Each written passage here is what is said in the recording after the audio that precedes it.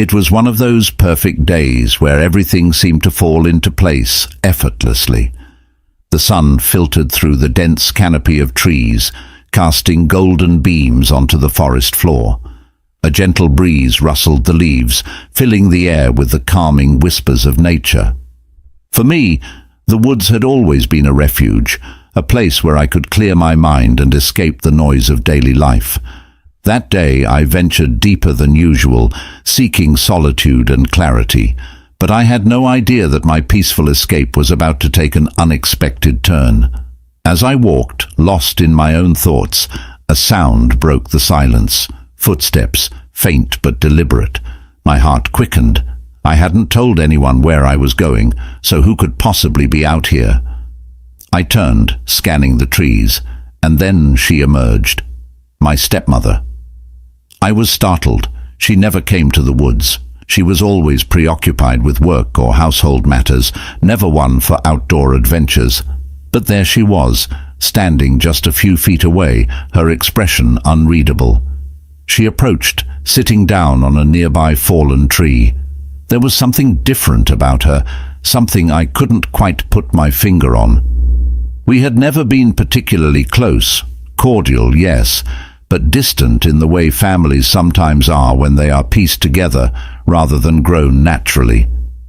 And yet, at that moment, it felt as if an invisible wall between us had crumbled slightly. "You come out here often, don't you?" she asked, her voice softer than usual. I nodded, unsure of what to say. The woods had always been my sanctuary, my private retreat. Having someone else here, especially her, felt unusual. The silence stretched between us, thick with an unspoken understanding that neither of us could quite articulate. "I used to love coming out here too," she admitted, her gaze drifting upward, watching the way the leaves swayed. "It's peaceful. A place to think." I hadn't expected her to say that. In all the years I had known her, I had never seen her take an interest in the outdoors. Something about her demeanor told me she wasn't just here for the scenery. She had something on her mind. "What's wrong?" I asked finally, sensing there was more to her presence than she was letting on.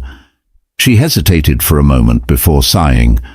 "I needed to talk to someone, and I guess I thought you might understand." Her words took me by surprise. Understand what? We barely spoke beyond the usual small talk at home.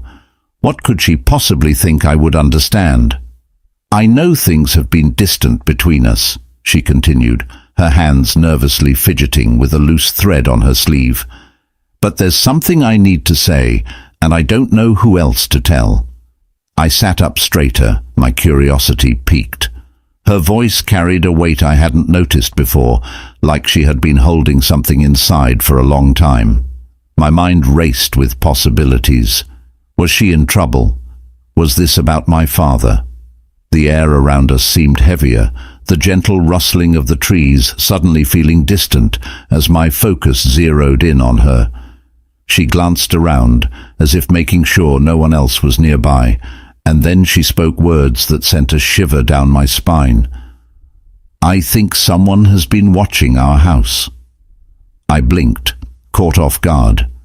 "What do you mean?"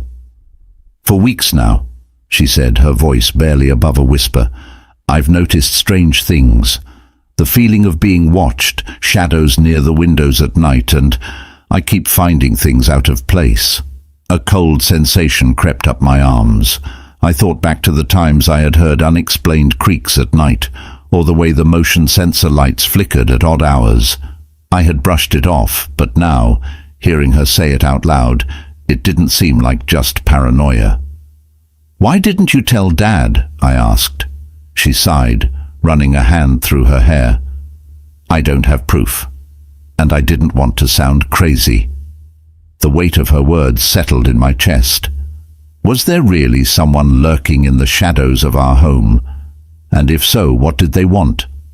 The woods, which had always been my escape, suddenly felt less like a sanctuary and more like a hiding place for something or someone I didn't want to encounter. "We need to tell someone," I said, my voice firm. "If there's even a chance someone's watching us, we can't ignore it." She nodded, but there was a hesitation in her eyes, as if she wasn't sure whether exposing the truth would make things better or worse. A twig snapped somewhere in the distance, and both of us turned sharply toward the sound. The forest, once comforting, now felt like it was holding secrets of its own. I could feel my pulse in my throat, my breath shallow as my mind spun with possibilities. "Maybe we should go back," she murmured, her voice barely audible. I nodded, but something told me this was far from over.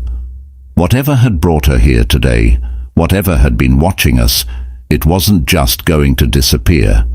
And neither were the questions now swirling in my mind. As we made our way back through the woods, a chilling realization settled in. The story wasn't just about the things we saw. It was about the things lurking just beyond our sight, waiting for the right moment to reveal themselves. And somehow, I had a feeling that moment was coming sooner than either of us were prepared for. But as the days passed, no more strange occurrences happened. Perhaps it had been a coincidence, or maybe whoever had been watching had finally moved on. The tension slowly eased, and life returned to normal. My stepmother and I never spoke about that day again, but something had changed between us. A quiet understanding that we had shared something unsettling, something neither of us wanted to dwell on.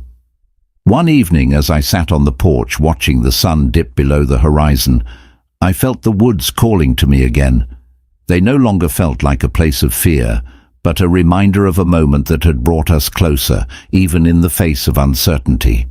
Maybe the mysteries of life weren't always meant to be solved, just understood in their own way, in their own time.